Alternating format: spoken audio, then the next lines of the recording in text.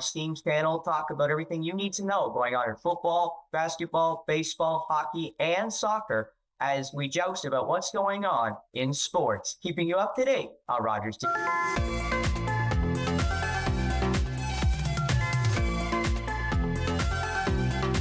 You're watching Rogers TV.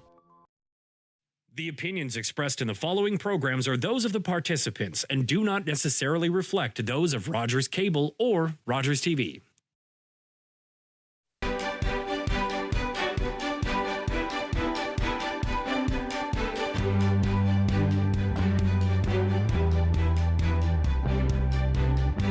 Hi, and welcome to Politically Speaking. I'm David Shearman.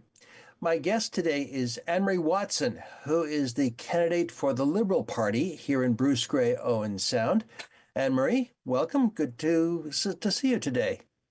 Well, thank you, David, for inviting me. It's always a pleasure to be on your show. Now, as I said just before we started, this is not your first run at this position. You have run before, so you're an experienced candidate.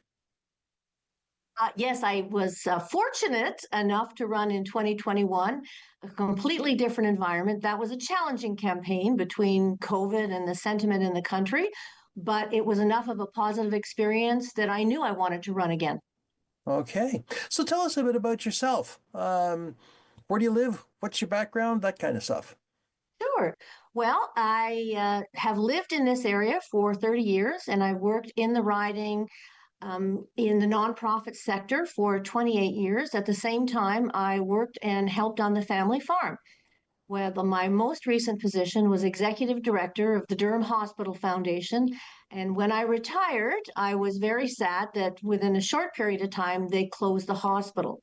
But part of my responsibility when I was there was physician recruitment. So that really did give me an insight into some of the lack of healthcare for the people in this riding and where the problems do lie. I have been a volunteer for numerous volunteer agencies in the community. I've been doing some fundraising, so I was associated with the Women's Centre, the Canadian Red Cross, the Canadian Cancer Society. I sat on the board of directors of the Grey County Federation of Agriculture for 15 years and served 2 terms as president. While I was in that role, I sat on a multi-organizational committee to bring one united voice. And at that time, it was to Larry Miller, so that he wasn't hearing from 6 different farming organizations. We were able to go to him at once and be unified. That was a wonderful experience. It was nice to be able to bring farmers together and get away from our differences. It's interesting you say that because I happen to know that very recently there was a meeting of the Grey and Bruce Federations of Agriculture with all the politicians, no matter what level, and that was so it was a kind of maybe that's the result of your work, that you got everybody around the table so everybody could talk. I'd like to think so. I don't know if it's taking credit where credit's not due, but it was an excellent idea at the time. And yes, that's an annual event, a Meet the Politicians event. It's generally not, it's only for incumbents, so it's not for candidates. And it is an excellent opportunity, especially for urban politicians who may know next to nothing about farming and the rural life. Well, I can tell you that I have heard from politicians mention to me that that's a must-go event. Good. I feel good about that. Yeah. Well, you've had background in the I would say the nonprofit side of healthcare. You're not a healthcare practitioner yourself, but having worked in the Durham Hospital Foundation, you know the challenges that we face in healthcare. What was it exactly that caused you to support the Liberal Party? Was it their health care, or was it something else? No, I've been a supporter of the Liberal Party for a great number of years. Out of all of the parties, they're the ones that are most in line with my values. I like the fact that they don't just think of the individual on a small level, but they do think of Canadians. So they do see the bigger picture, at the same time taking care of the interests of the smaller group, the smaller unit. I feel good about that. I like that we as liberals don't take our eye off as an example, the climate, the environment. That's very much in our concern. We also, as liberals, look at the bigger picture. We look at the international relationships. We look at we've been peacekeepers for a long time, and I think that using our military for that end speaks to who we are as liberals as well. I think that liberals across the country think beyond themselves, and they're unifying rather than a disturbing environment. I like that we can embrace Quebecers and French-speaking people, and we can embrace the Maritimers in the East Coast, and we go all the way to the West Coast. And is there some disruption? Well, of course, in every family, you're going to have that. But at the end, we all come together for that one common goal. One of the things that the Liberals have done the last few weeks is to elect a new leader. Have you met Mr. Carney? I have not. I am looking forward to meeting Mr. Carney. I do watch all of the videos and the news releases that he puts out and his team puts out. And then, of course, I get the daily briefing notes about it. I am very pleased that he was elected as the leader. I think that his background, be it personal experience, professional experience, his very nature is exactly what we need at this time. We needed somebody with his skills, his I'm not going to say political savvy, his diplomacy skills from working in different countries across the world, and his strength of character. We need that right now to stand up to Donald Trump in the United States. And I think that they respect that in him. And I think that Mr. Carney's background also opens a lot of doors for us in Europe and in different countries, because we are going to have to look at those for alternative trade opportunities. Now, you're in you're running in Bruce-Grey-Owensound, which is both urban and rural, but your background is rural. How do you see the impact of tariffs on rural industry today, and what's the Liberal Party going to do to address some of that? Well, that's an excellent question.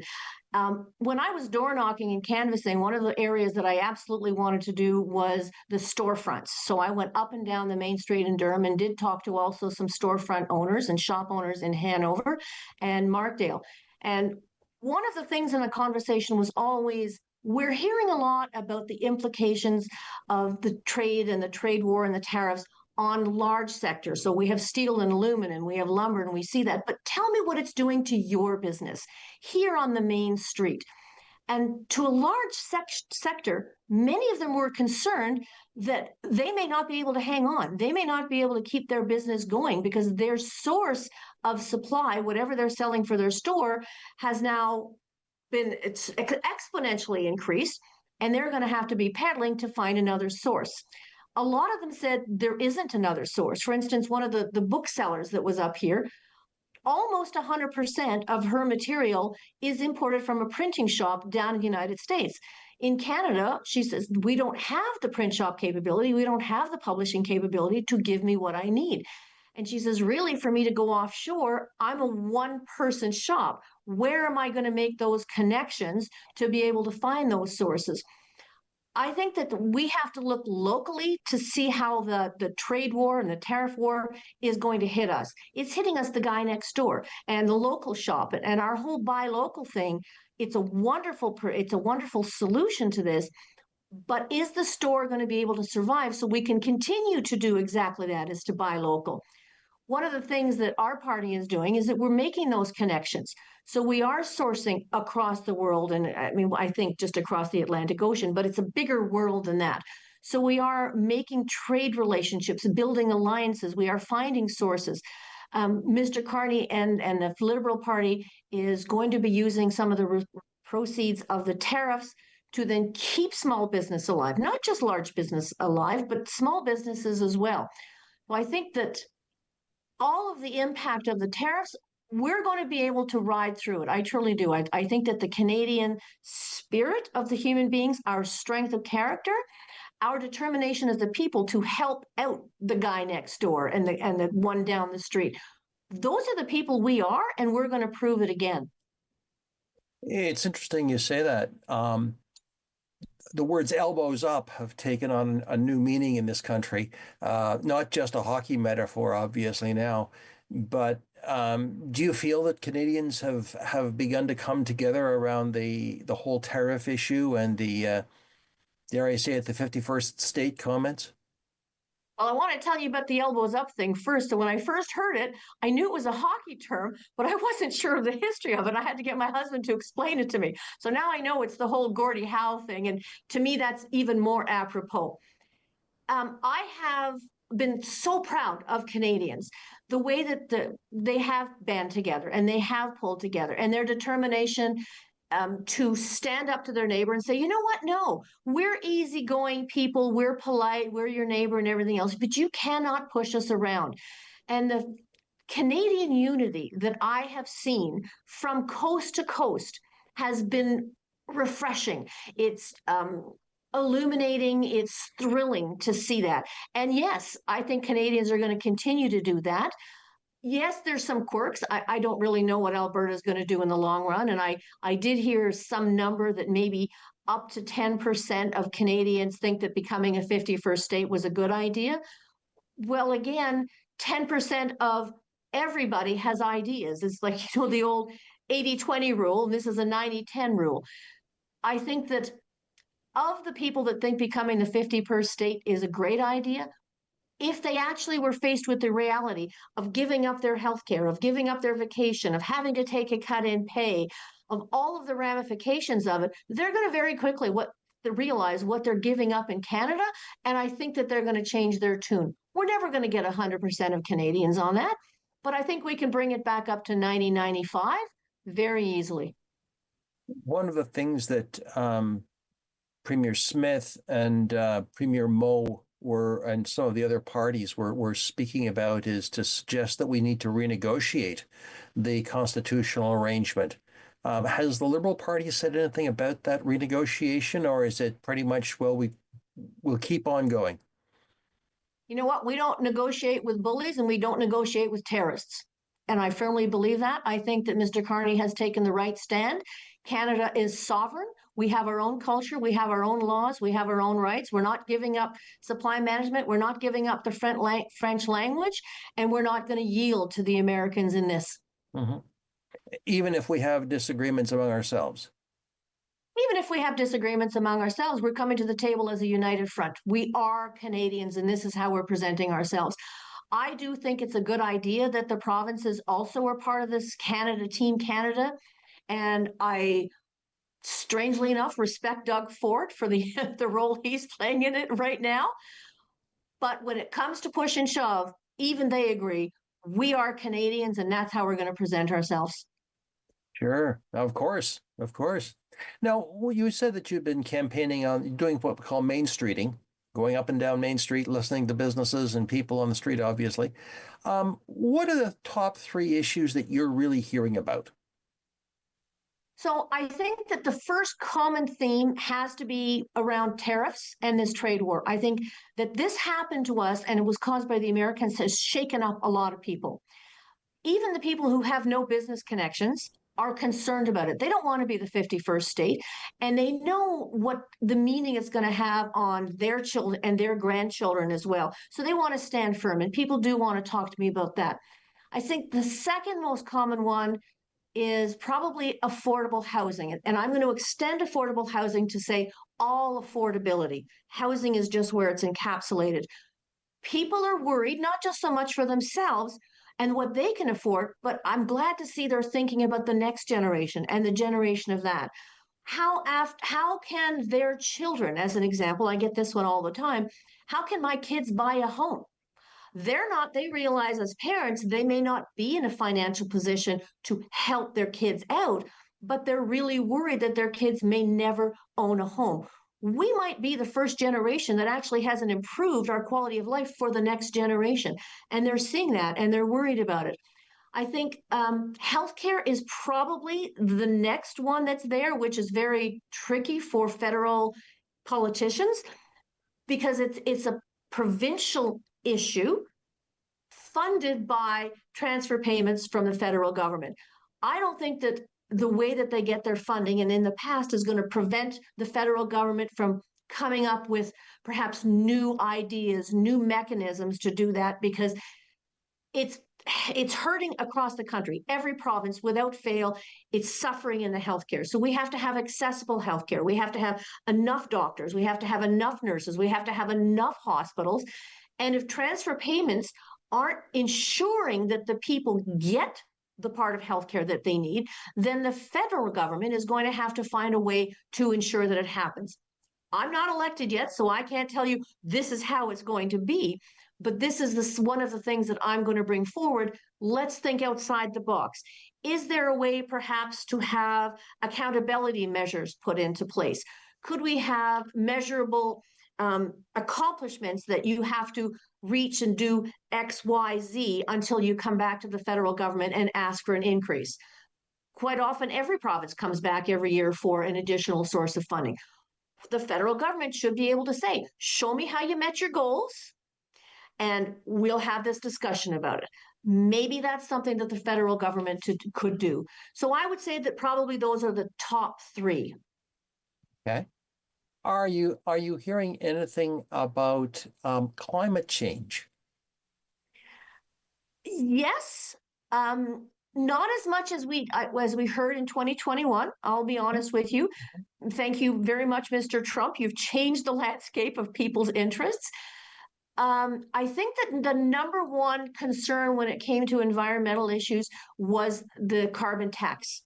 And Mr. Carney has taken off the personal carbon tax, and I think that that's made a lot of people happy. My concern is that we need to find another way. And again, I'm not sure what the mechanism is going to be. I'm sure that greater people than myself are going to be able to do this. But right now, agriculture and industry are still having carbon taxes applied to them, which is adding hugely to the cost of doing business. And it affects their profitability as well. Could there be another way that's perhaps not quite as punitive and perhaps based on a reward system? It's the old carrot and stick system, I think. I would like to think that there is. And I'm glad personally that Mr. Carney took off the personal carbon tax. It was not popular. It wasn't winning any friends, and it wasn't doing what it was meant to do. If we have incentives rather than punishments, I think that that's going to bring people along. Have we given up on the environment and climate change? 100% no. This is still as important as it ever was. In fact, we have to reach our goals because of alliances that we have with many of the countries in the EU and in Europe.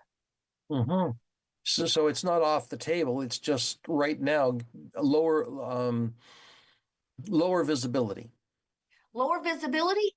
I'm going to say equal importance. We've slid it a little bit to the side at this moment. It's not off the table. It's going to be dealt with. It's going to be addressed. It's never going to be ignored. Right. That's interesting to hear, because it's one of those things that people are, I think, is in the back of people's minds. That's for sure. Oh yes, very much so. What about resource development? Resource development has been one of the common denominators among, doesn't matter what party it is, because it's one of the ways that Canada of some of the things that this country has, natural resources, be it softwood lumber or aluminum, or the kind of, or even the rare minerals from Ring of Fire and all that area. What's the party's position on development of those resources? So this is another area I agree with Mark Carney. I look at our stance right here, and we're very much looking at sovereignty and territorialism, and these resources, be it softwood lumber, be it water, be it rare minerals, all of those things, they belong to Canada. One of my greatest regrets over the years is that we gave away as Canadians our ability to refine and second generation these products to the United States and then buy back their finished products. I've long held that a country as strong and as intelligent and as wealthy as Canada should be able to take those products, those items, those resources to the next stage. We shouldn't always sell them off and buy them back. I think that we need to look at other opportunities just outside the box. Why can't we create steel 2x4s for the construction industry? I'm not a construction worker. I can't tell you why it would or wouldn't work, but can we not think outside the box that way? Can we not refine our materials and look at alternative uses? If we came up with other uses for steel and aluminum in Canada, that would go a long way towards making up the gap of not selling them to the United States. I think we need to realize that when Mr. Trump is talking about the 51st state and situations like that, what he's really doing is eyeing those natural resources with greed and an eye to enriching the Americans and not so much Canadians. He doesn't care what's whether it's benefiting Canada or not. Let's be honest about it. So Canada has to. We have to keep that wealth at home. We have to develop it. We have to think of what's best for Canadians. Well, it's some of the social support programs that the Liberal government has brought in over the last decade. I'm thinking of things like the child tax credit. I mean, the climate tax refund, which we got, and we'll just get the last of it just before the election. But things like that. Do you foresee changes in those particular programs, because they have really made a positive difference in people's lives? The only way we're going to see a change in that is if you don't elect the Liberal government. The Liberal government has made a commitment to having those things. It's invested into it, and it actually wants to keep them in place for the long haul. I'm not sure whether you're aware, but there's a study that came out that showed 60% of families in Grey and Bruce earn less than $90,000 a year. That makes all of those families eligible for all those social benefits, for the child tax credit, for pharmacare, for dental care. The Liberal Party is not going to let that happen. It's not going to let them go away. We want to strengthen it. We want to make sure that those families have that type of health care. If they don't have dental care under that plan, they don't have enough money then to pay for it on their own. And quite often we're seeing people with no dental care then go to the emergency rooms because their kid has a toothache, because they have what could possibly end up being a root canal. That's clogging up the healthcare system, or the emergency room, sorry, and that's taking time away from everybody else. Alex Ruff, as an example, and the Conservatives voted no to every single one of those benefits. Well, the Liberals can't let that happen. We have to keep it in place. So in other words, the best way for you is to have a majority government, and obviously for you to be elected here in Bruce-Grey-Owen Sound. Well, that would be nice. That's absolutely my goal. It's always wonderful if we can have a majority government. But even if through some fluke it became a minority government, we have proven in the past that we can have a strong working relationship with the NDP, with the Green Party. We can make their policies take on life within a Liberal platform and bring it into being. So would a majority be nice? Would it be wonderful if I got sent to Ottawa? Absolutely. Well, let me ask you another question about the process. You obviously have campaign offices. I know there's one here in Owen Sound. Do you have others across the riding? No, we focused all our resources here at the one office, and it is a buzz. It is. We have well over 110 volunteers right now, and the office is open probably 12 hours a day. We have people coming in and phoning every day, wanting to know how they can help, how they can volunteer. And it's wonderful for me to see. They're self-identifying themselves as past Green and past NDP and even past Conservative supporters. And they said, no, I do not like the direction that the Conservative Party is going. I do not like their leader. I'm going to be coming in here and working for the Liberal Party. What can I do? How can I make a change? That is so heartwarming to hear that and to see that kind of change. Do you have a sense that there is a movement to change? There's a huge movement to change. When Mark Carney got elected in as the leader of the party, he created a momentum and a positive energy that has swept the country from side to side. And I honestly feel that the local candidates and the riding candidates, we're just being swept along with that energy. But I could be out knocking on doors. For instance, yesterday I was down at 4th Avenue here in Owen Sound, and a gentleman stopped us. Like, there was myself and another woman. He pulled over and he said, are you campaigning for the Liberal Party? I said, yes, sir, I am. How can I help you? He said, well, I just wanted to tell you, keep up the good work. Thank you for, sticking your neck out there and being a candidate. And he says, I believe in you. I'm voting for you. My whole family's voting on you. We already have 6 of your signs on my road. How positive is that? And how good does that make you feel? And we're hearing that and seeing that every single day. We've been campaigning 100% since the writ was dropped. So that's just over 2 weeks now. Every single day has felt like that, David. Every day. That's interesting because the previous Liberal candidate referred to this as a blue coat goat riding. You may remember Buck Hicks referred to it. He said they could run the Conservatives could run a goat in a blue coat and win. Oh yeah, I've heard that, and it has been true in the past. Mm-hmm. I was very pleased to see how many votes we got in 2021 as a Liberal Party. And I already sense this is a completely different election. This is 180 degrees different from what it was before. Yes, I can see change coming. I feel better about this election than I did before. Before I ran in 2021, I worked on 3 other campaigns leading up to this. And it's never, ever felt like this. I think we're going to see higher voter turnout at the polls than we ever had before. I think we're going to see greater numbers that for the Liberal Party than we ever have before. I think we're going to see a lot of change for the good, for positive in this riding. Okay, we got 2 minutes, just under 2 minutes. What's your last word? My last word is, we can do this. Get together with your family, get together with your friends, talk about who do you want to stand up to Donald Trump? Who is going to be the person that you want to represent you? And at the end of the day, Canada strong. That's a pretty good way to cap it off, Anne-Marie. We got about a minute left. But anyway, so you're optimistic, you're hopeful, you feel some energy running, and people can contact you how? I presume through social media channels. We have all the various social media channels. So we have Facebook, we have Instagram, we have a wonderful website. Our office is located at 163 8th Street East here in Owen Sound. There's a phone number, so 519-373-7250. Almost got those inverted. We have people manning the phones constantly. I think we actually have somebody taking the phone home at night, so there's a very good chance that you're going to be answered.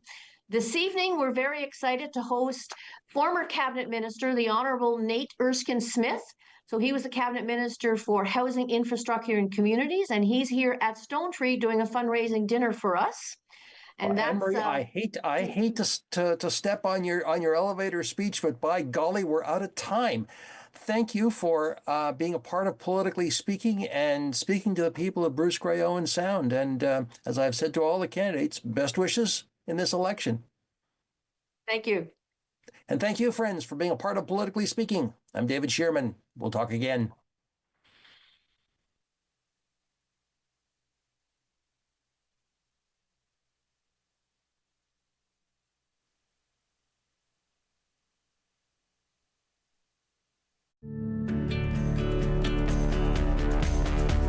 This program is brought to you by Rogers Xfinity, connecting you to more of what you love.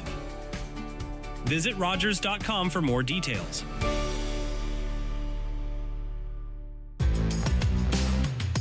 This is Rogers TV. For me, the end was just the beginning. I felt I must come. If I did not come at once, it would be too late. And these places that are watered with the best blood of Canada might only be names and memories. I see it in the soldiers, the grief I know so intimately. And I will not abandon these men to it. The isolation wears on me. Slowly, the silence takes over, as if my heart has given out of air. I cannot talk. I can only paint. For more than 2 years, Mary Ryder Hamilton painted the battlefields of the First World War, creating an unforgettable visual record of service and sacrifices at immense personal cost. Hi, I'm Lynn from Third Eye View, and welcome to a brand new season that we're looking forward to. We have some return guests and some brand new guests. And in the meantime, enjoy the rest of your summer, stay safe.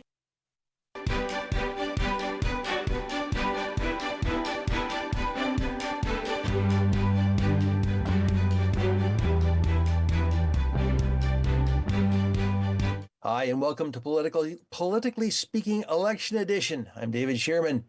My guest today is Pavel Smolko, and Pavel is the candidate for the People's Party of Canada here in Bruce-Grey-Owen Sound. And Pavel, welcome. Good to have you here today. Thank you. It's my pleasure. Now, you've never run for political office before, I gather.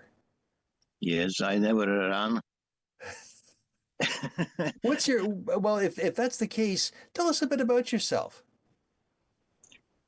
My name is Pavel Smolko, and I was born in Slovakia, in former communist country.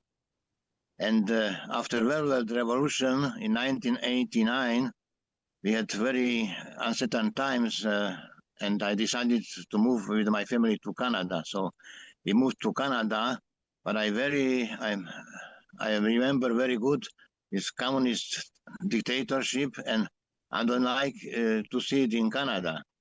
So I finished electrical degree in electrical engineering in Slovakia, Bratislava. And in Ontario, I worked 18 years for Magna International, very good company. Now I'm in retirement, and I see that for our children and grandchildren, it's going it's worse than when I came to Canada. So I decided to run for elections for People's Party of Canada. Mm-hmm. Now, you work for Magna. They're a big auto parts manufacturer, as I recall. Yes. Yeah. Yes. Frank Stronach was founder, and actually he's 92, and he recommended to apply economic charter and rights and freedoms in Canada, because even our economy is struggling. Yes, he's written some interesting stuff on Canadian economics and business practices, and you know, he's certainly got the credentials to speak to that, because he's basically a self-made man, did a lot for this country and a lot for people in this country. Yeah, this is the main reason what I like this, that he applied profit sharing for people in his company. So if people work hard, they deserve something from a profit, and profit sharing was applied in his company. I thought that it was normal, but I see that it's not normal. Yes, he did some good things for his workers. That's for sure. That's for sure. Well, what was your reason for running? Was your hope to bring some change to our situation here in Canada? Yes, I decided to run because after lockdowns, I see that this 10 years liberal government, it came to more debt in Canada, more losing freedoms, and in lockdowns, Justin Trudeau was like dictator, and he applied RCMP like Gestapo for against people. And what I see that Canada became very, very influenced by World Economic Forum. So I'm happy to see Canada be independent country, like for people, and government has to be accountable by people. So this is what I see, that people are struggling and government push.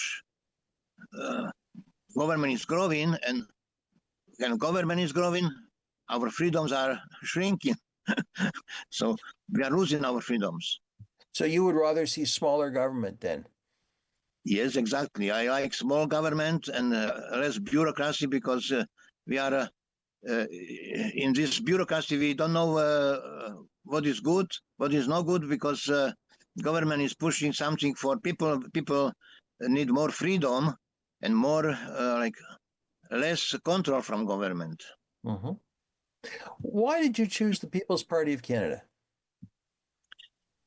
I was in the beginning. I was conservative member, but I saw that conservative principles are going more to liberals. So I decided, when Maxime Bernier founded his People's Party of Canada, I decided to become a member, and I saw only Maxime Bernier was fighting for our freedoms, and we had lockdowns.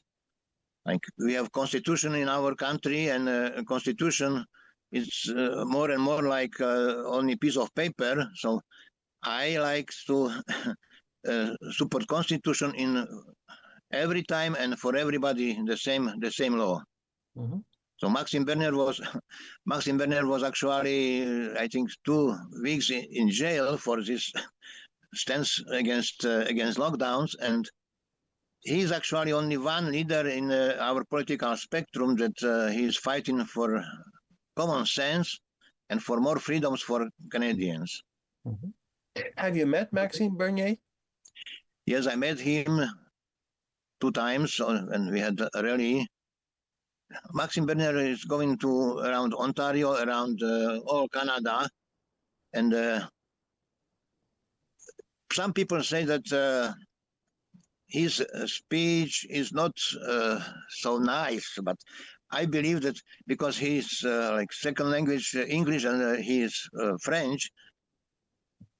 But I see that it's very important to talk about values, about our values, what we need for people to be happy. Everybody in Canada has to be happy, not only a few of them in highest positions, but like I said, profit sharing for hardworking people, and freedom for I remember when I was in 2023, when we were looking for house, it was like around $200,000 for townhouse. Now, young people cannot afford this housing because it is so much like they cannot afford even 2 jobs, and they cannot afford to buy house, even townhouse. So I see that something is wrong in this economy because for me, I'm an old guy, but I support young families, and I see that young families have no bright future in this government. Yes, indeed. That's been a common message across from many Canadians, is that it's very difficult to plan for a house or plan for a home, these kinds of things, for sure. Yes. Yeah.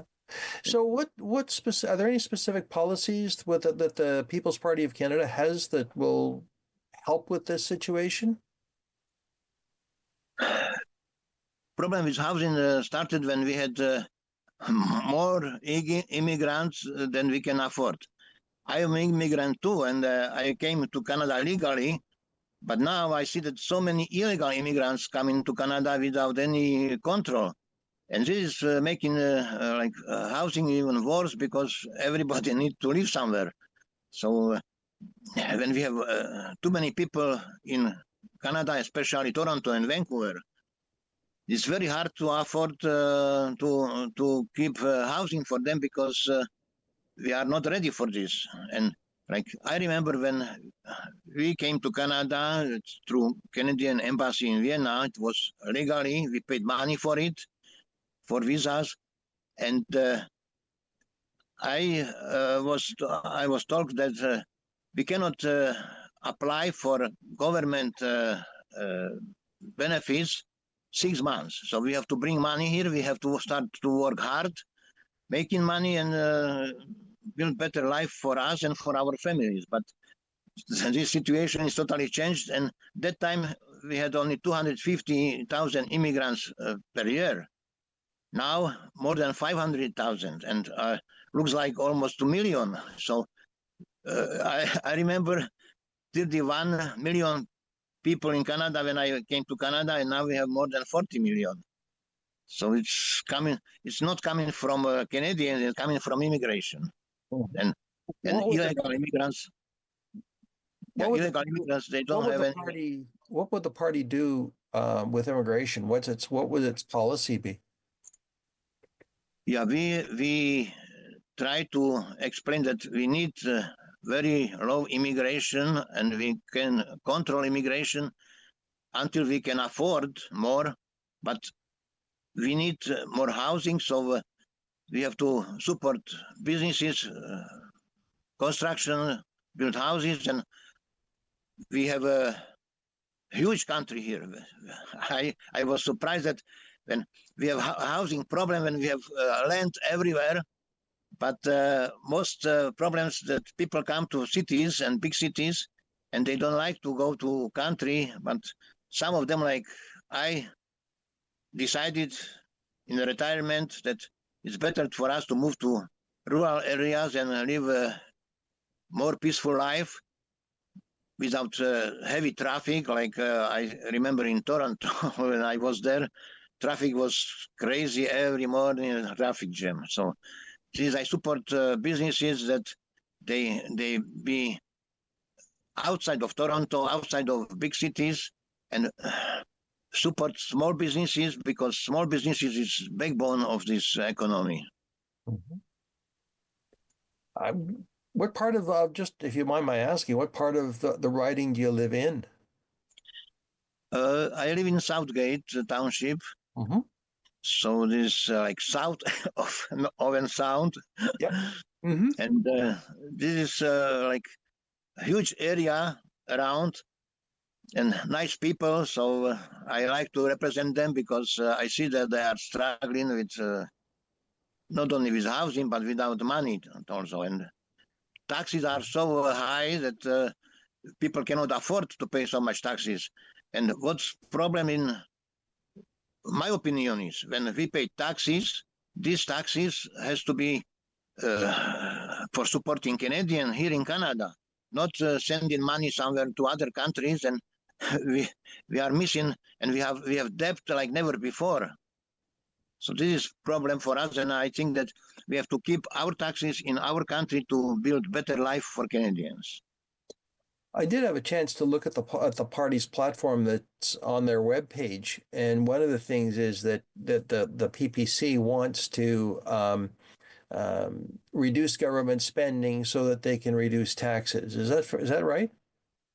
Yes, this is what I was happy that when I saw that in America they use Department of Government Efficiency, and we need something similar in Canada, because government is huge and bureaucracy is huge, and we need more effectiveness from this government. So less government, it's idea that we can have more freedoms and less taxes, because the government spends so much.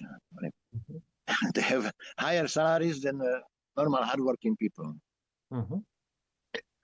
One of the things that is obviously at the front on everyone's mind is the situation with tariffs and trade and the relationship with the United States. I really haven't heard much from Mr. Bernier on any of those issues. Do you have any thoughts on the issues of tariff and trade? Tariffs, every country has some tariffs for keeping this economy in good shape, and I see that when President Trump started talking about tariffs, they use this I call it Trump card against America, but this is we have to look at Canada, and Canadian tariffs, we don't talk about them, but we have some tariffs too.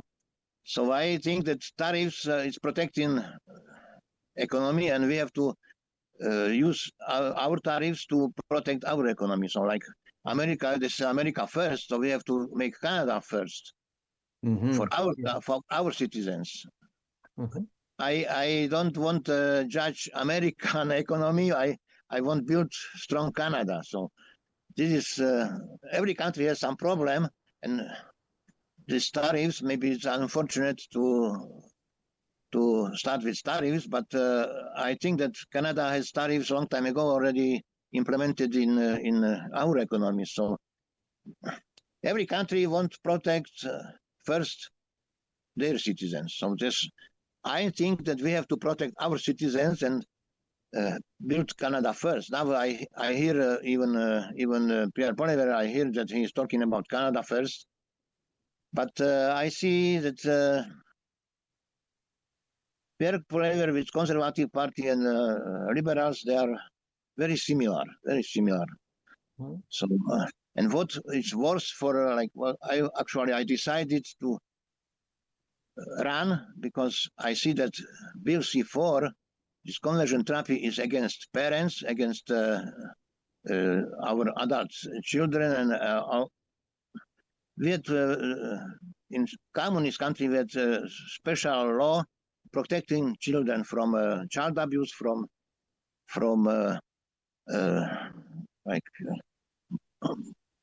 moral devastation of children. And I was surprised that in Canada this law is very, very losing ground.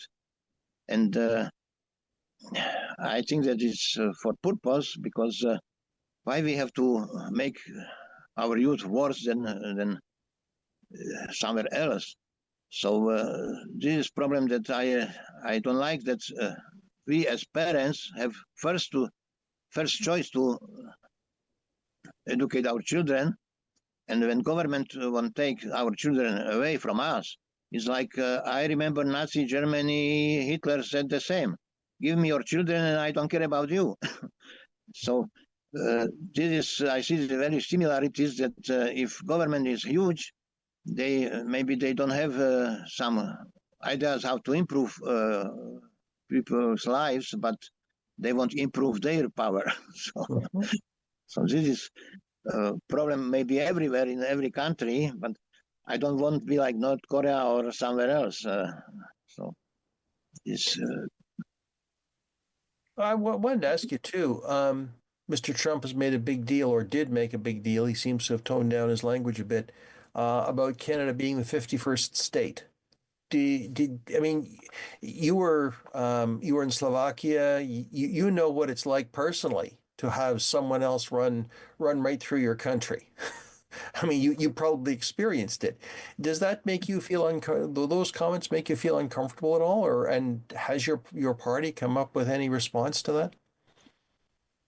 First of all, I thought when I first time heard about this, I thought that it's a joke.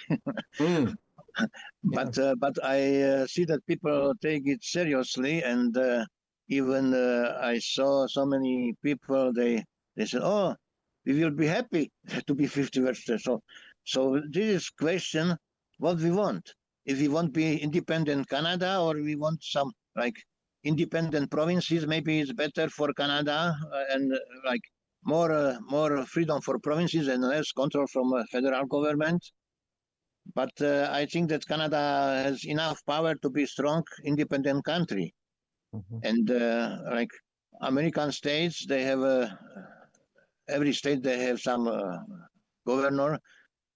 We have premiers in provinces, and I think they can do for provinces the best. What they know better what the province need, and the government from federal, they have to only help them to keep these strong provinces. We have strong provinces, we have strong Canada. Mm-hmm. So I thought about interprovincial problems with trades, and I was surprised, because I always thought that Canada is united and like one nation under God, like it's written in the Constitution. So this is when we build strong provinces, we build strong Canada, and like I heard about healthcare from Trudeau. He want implement dental care for like for federal. It's provincial problem. Why government from federal they want to use their power to control provinces with their jobs. Mm-hmm. So my point is that like 51st state is unreal for me, Mm-hmm. and my priority is to build strong provinces. That's a very interesting perspective, and it's useful because obviously you come from a different background, but your history is one of having been through that occupation by a foreign power. I'm speaking, of course, of Russia. So you know what it's like. Soviet Union was dissolved in 1990 or 1991. Yep. And opposite to Soviet Union, they created European Union. So now they are not happy again because they have control from European Union, and they promised them to be independent states, and now is slowly is going to more control from federal, not from federal, from Brussels, from European Union, and this is not good for people because people complain that we had more independence before. Actually, the best independence was after revolution. Right. Had no total government control, and people were so happy because they had more freedom. Yes, I can understand that. I can understand that. I mean, I'm old enough to remember the Velvet Revolution, so you experienced it, but I remember it from this side of the Atlantic.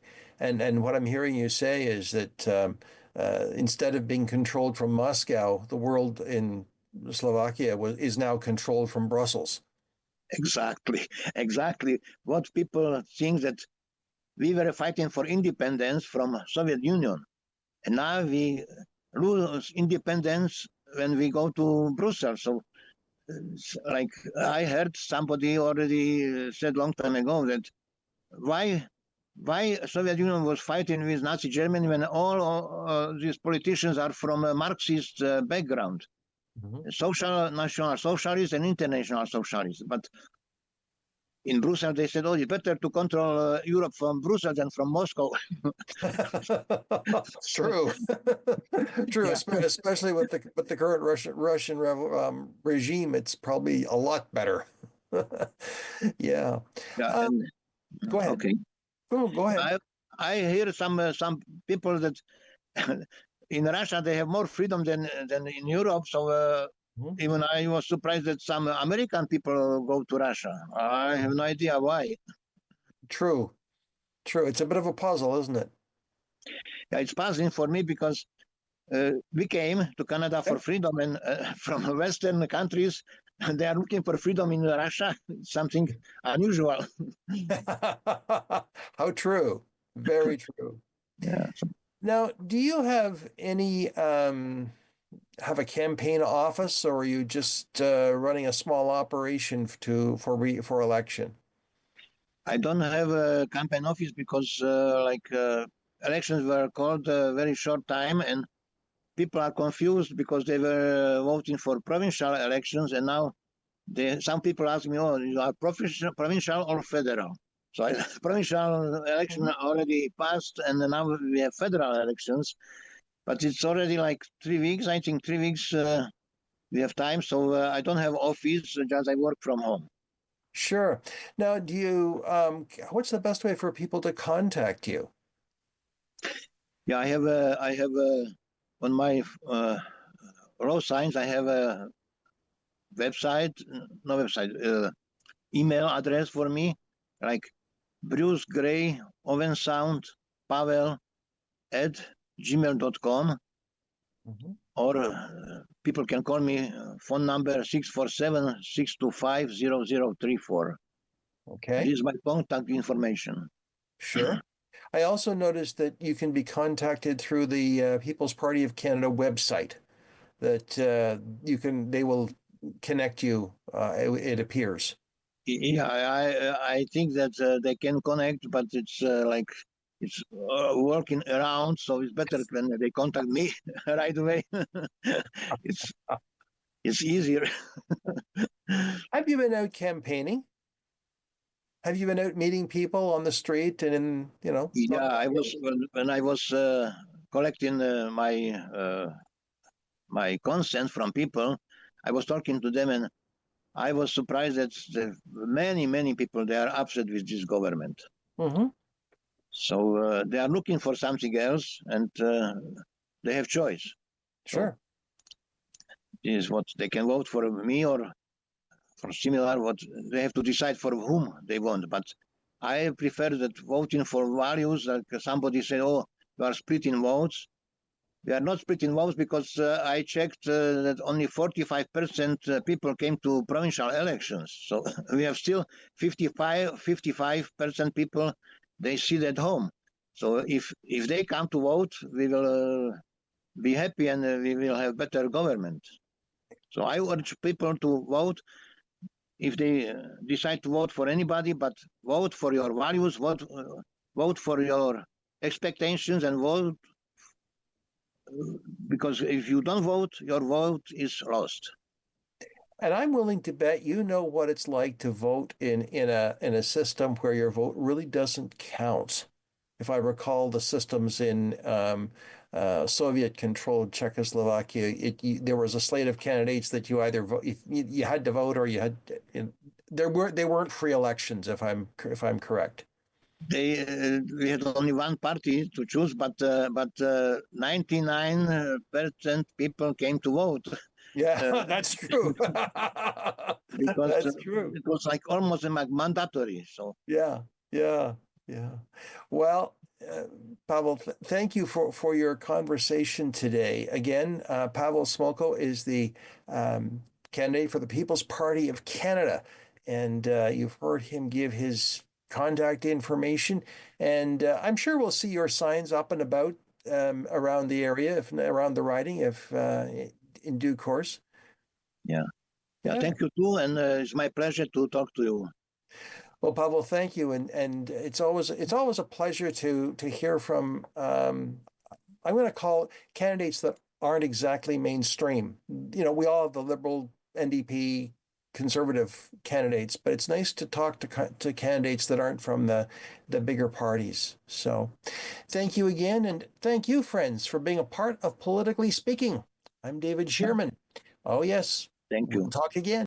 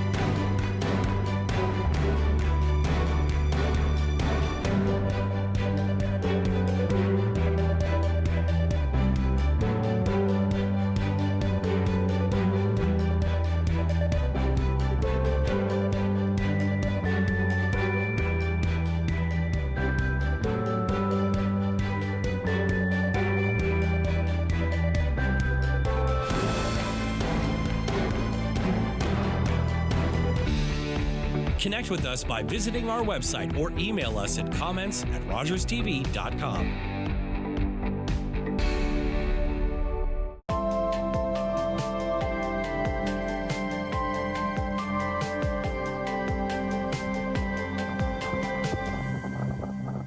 Hi, I'm Carol Merton, host of We All Belong, Our Neighbors, Our Community, a new Rogers TV series promoting the diversity of our community in Grey County. Please join me on Rogers TV.